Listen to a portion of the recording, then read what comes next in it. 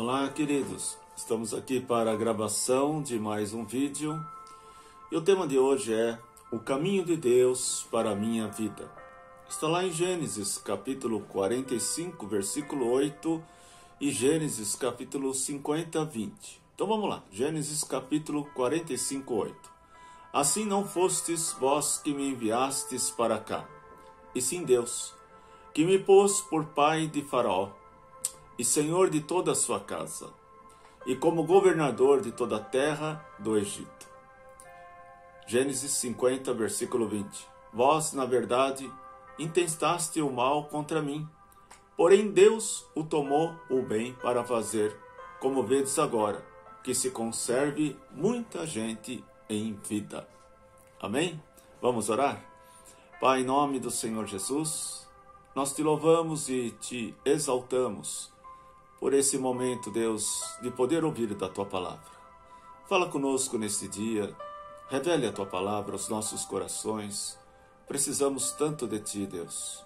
Precisamos caminhar debaixo da Tua graça, da Tua vontade. Ó Deus, que o Senhor possa instruir o nosso coração, a nossa mente, naquilo que o Senhor tem reservado para cada um, e que o Senhor possa abençoar as nossas decisões, sejam frutos da nossa obediência no Senhor. Em nome do Senhor Jesus, caia por terra toda opressão, tudo aquilo que possa tentar desviar a nossa mente, o nosso coração, Pai. Guarda as nossas vidas, proteja-nos, ó Deus, no nome do Senhor Jesus. Amém. Amém. O caminho de Deus para a minha vida. Normalmente, amados, quando passamos por adversidades, perguntamos a nós mesmos, por que isto está acontecendo comigo? Ou, por que Deus permitiu isto acontecer comigo? O texto lido como base fala de José como um grande governador do Egito. Mas, certamente, antes de chegar a este lugar, ele também deve ter feito muitas perguntas como essa. E hoje eu gostaria de falar, ou aprender junto, 4 verdades sobre o caminho de Deus para as nossas vidas. A primeira verdade é que nunca vamos entender o caminho de Deus para nós antes dele terminar a sua obra. Romanos capítulo 11, versículo 33 e 34 diz assim: ó profundidade da riqueza, tanto da sabedoria como conhecimento de Deus! Quão insondáveis são os teus juízos, e são inescrutáveis os seus caminhos. Quem, pois, conheceu a mente do Senhor? Ou quem foi o seu conselheiro? Olha só o que o apóstolo Paulo fala. Os caminhos de Deus são incompreensíveis. José certamente não entendeu o trabalhar de Deus em sua vida enquanto a obra não foi concluída. Assim também é com nós. Por isso temos que entregar o nosso caminho ao Senhor e confiar nele. Lá em Mateus capítulo 7, versículo 13 e 14 diz assim: entrem pela porta estreita, pois a larga é a porta e amplo é o caminho que leva para a perdição. E são muitos os que entram por ela. Como é estreita a porta e apertada é o caminho que leva à vida, são poucos os que se encontram nela. Então, queridos, não pense que você vai encontrar facilidade, mesmo você estando com Jesus. A palavra diz aqui, e o próprio Jesus diz, que o caminho é estreito. Então, querido, que o Senhor possa nos conduzir e que você possa buscar na presença do Senhor, na sua palavra, a direção para a sua vida. Lá em Provérbios, capítulo 16, versículo 9, diz assim: em seu coração o homem planeja o seu caminho, mas o Senhor determina os seus passos. Lá em Deuteronômio, capítulo 5, 32 e 33, diz assim: por isso tenham cuidado de fazer tudo como o Senhor, o seu Deus, ordenou a vocês. Não se desviem nem para a direita e nem para a esquerda. Andem sempre no caminho do Senhor. O seu Deus ordenou a vocês para que tenham vida e tudo vá bem com vocês, e os seus dias se prolonguem na terra ao qual tomaram posse. Então, queridos, não desvie do caminho. Não tente achar um caminho mais rápido, mas deixe o Espírito Santo conduzir a tua vida. A segunda verdade: os caminhos de Deus não são os nossos caminhos.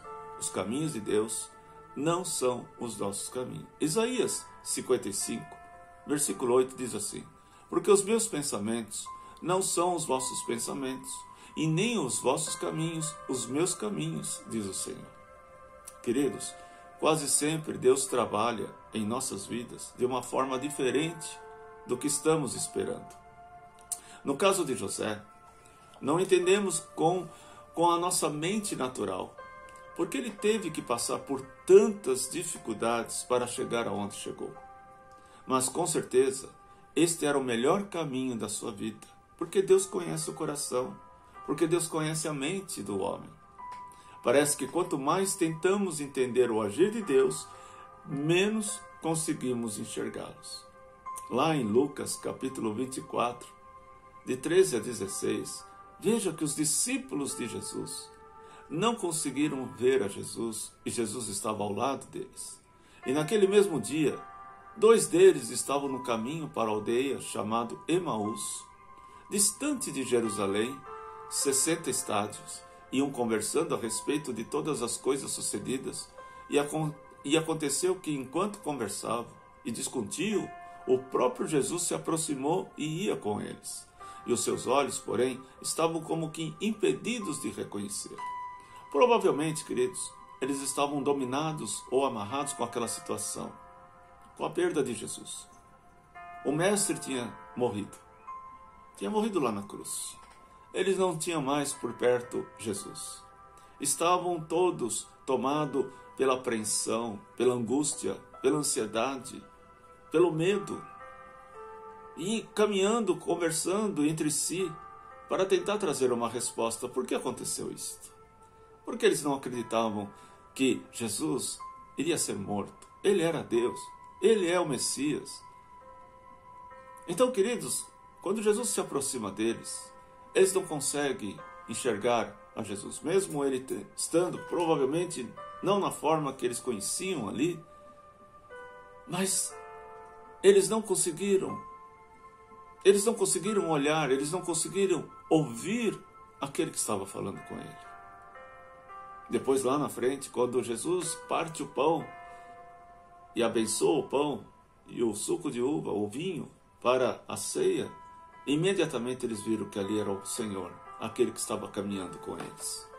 Às vezes a situação, o momento que nós estamos vivendo, tenta nos desviar, tenta impedir que nós enxergamos a Deus, ou que nós possamos enxergar que o Senhor está no controle de tudo. Muitas vezes estamos angustiados, estamos ansiosos pelo momento, e tentamos enxergar todas as coisas que estão ao nosso lado, mas menos aquele que pode mudar toda essa situação. Jeremias capítulo 10, versículo 23 diz assim: eu sei, ó Senhor, que não cabe ao homem determinar o seu caminho, e nem que o caminho dirigir os seus passos. No Salmo 18, 30 diz: o caminho de Deus é perfeito, a palavra do Senhor é provada, ele é o escudo para todos os que nele se refugiam. Então, queridos, olhe para o Senhor. Coloque a tua vida na direção do Senhor. Temos a tendência de traçarmos os nossos próprios planos para o agir de Deus. É como se inconscientemente estivéssemos dizendo ao Senhor como Ele deveria agir. Fixamos tanto e esperamos que Deus haja de uma forma determinada, uma maneira que quando Ele age diferentemente do que esperávamos. Aí nós não conseguimos ver. Precisamos, amados, aprender a esperar pelo agir de Deus, sem nos prendermos a um modo específico como Ele vai agir. Mas quando nós entregamos, nós confiamos e nós descansamos. A terceira verdade: os caminhos de Deus são retos e justos. Oséias capítulo 14, versículo 9 diz assim: quem é sábio que entenda estas coisas? Quem é prudente quem as saibas, porque os caminhos do Senhor são retos, e justo andarão neles, mas os transgressores neles cairão. Deus não opera na injustiça, no engano ou na desonestidade. Todas as vezes que um cristão faz o uso da mentira, ou engano, ou da desonestidade para alcançar algo, Deus não está nesse negócio, querido. Não adianta. Não adianta você dizer, mas foi por uma boa causa. Não. Deus, ele age na retidão, na verdade. Não tenha medo. Deixe Deus agir. Coloque a tua vida, mas tenha princípios. Não quebre os princípios de Deus. Não quebre os princípios e depois achar que Deus vai te dar solução. Não. Você vai ter consequências por ter tomado essa atitude. No Salmo 9, versículo 8 diz: Ele mesmo julga o mundo com a justiça, governa os povos com a retidão. Provérbios 14, versículo 2 diz: Quem anda direito teme o Senhor, mas quem segue o caminho enganoso o despreza. O Salmo 15, versículo 1 e 2 diz assim: Quem o Senhor habitará no seu tabernáculo? Quem há de morar no teu santo monte? O que vive com a integridade e pratica a justiça e de coração fale a verdade. Então, queridos, não deixe a verdade, não deixe esse princípio. Viva aquilo que o Senhor tem mostrado para você. Não ande pela aparência, não finja ser uma coisa e ser outra. Mas abre o teu coração, peça para que o Senhor esteja te instruindo e para que você venha viver essa verdade, que é a palavra do Senhor. Ele está em você, o Espírito do Senhor está na sua vida e Ele vai te proteger e vai direcionar os seus passos. A quarta verdade, o caminho de Deus é perfeito. Em 2 Samuel, capítulo 22, versículo 31, diz assim: O caminho de Deus é perfeito, a palavra do Senhor é provada, Ele é o escudo para todos os que nele refugiam. Deus nunca erra, queridos.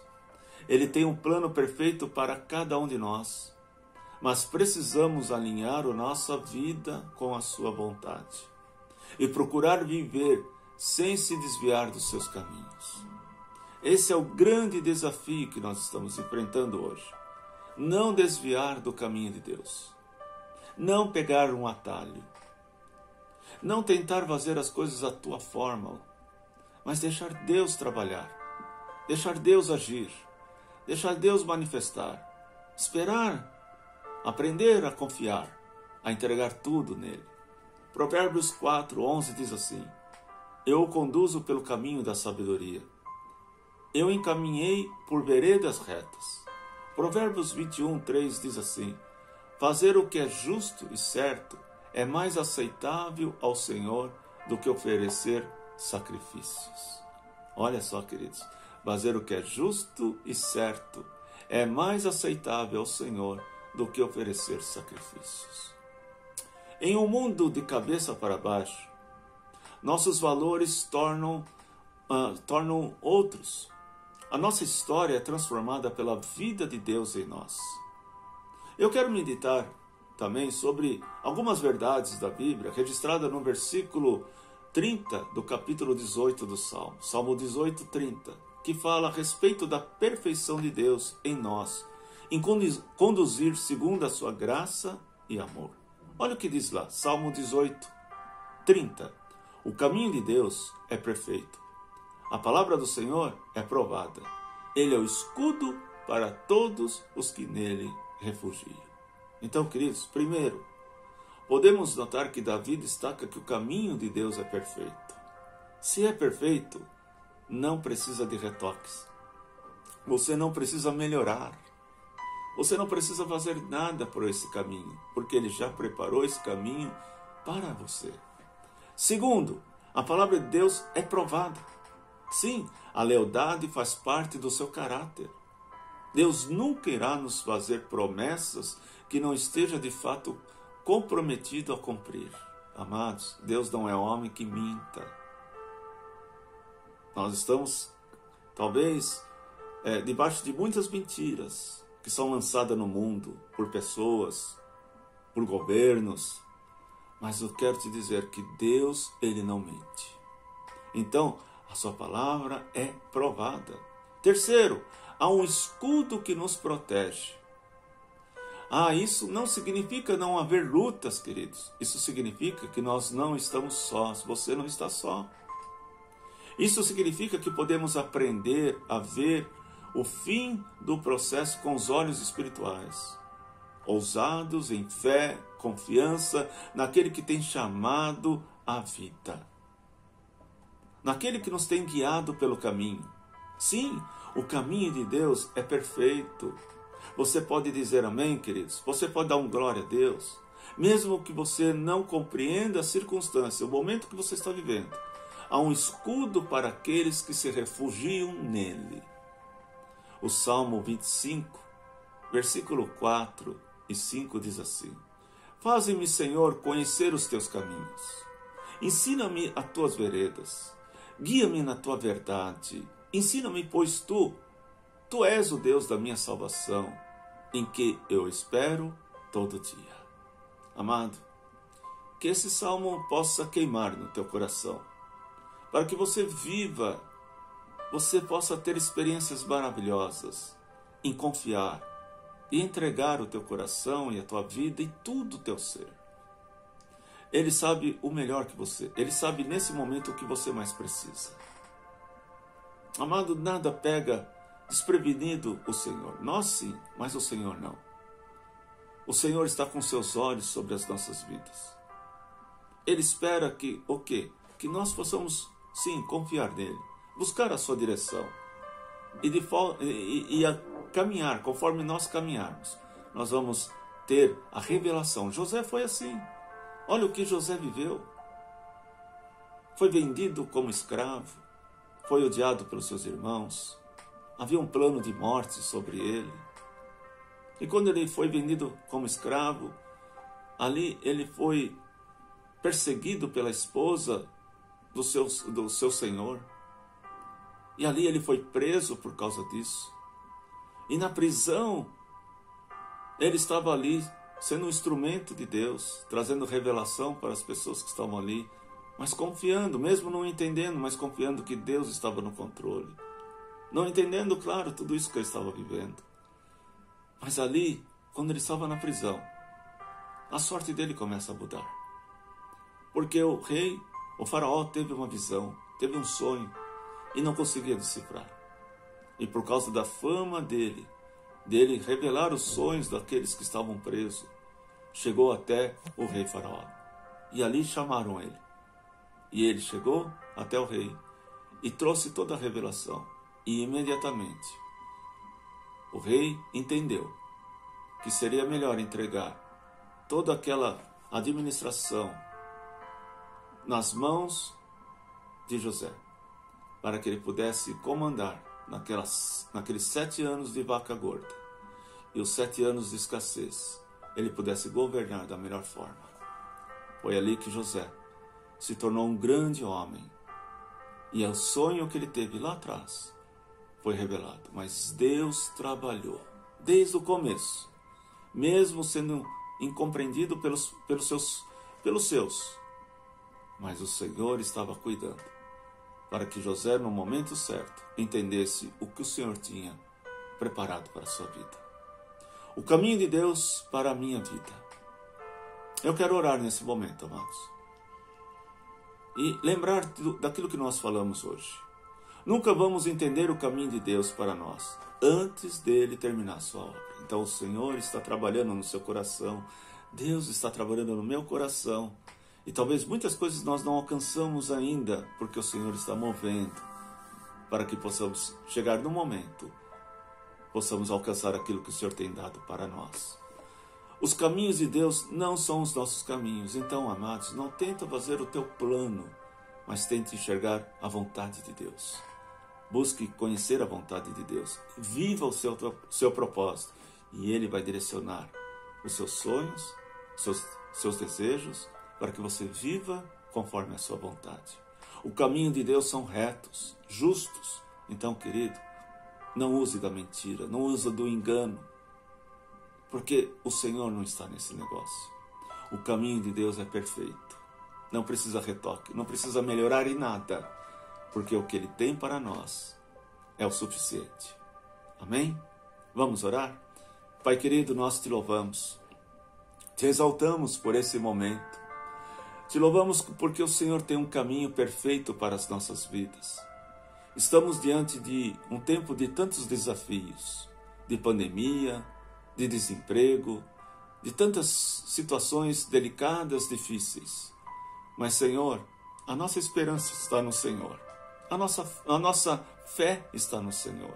A nossa confiança está no Senhor. Não está num governo, não está numa placa de igreja, mas está no Senhor. Por isso, Deus, nós depositamos a nossa vida totalmente no Senhor. E pedimos, Senhor, nos ajude.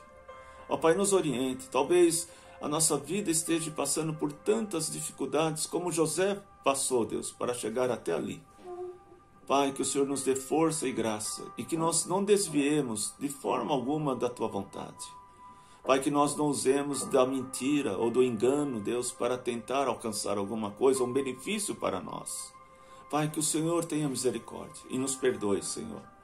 Pai, que o Senhor nos ajude a compreender a Tua vontade e a viver segundo o Teu propósito. E caia por terra toda ação do maligno. E o Senhor esteja conosco em todo momento. No nome do Senhor Jesus. Amém. Amém? Deus abençoe, que essa palavra enche o teu coração. Que você venha ser um instrumento nas mãos do Senhor. Esteja compartilhando esse vídeo. Tenho certeza que Deus vai usar a tua vida. Fique com Deus.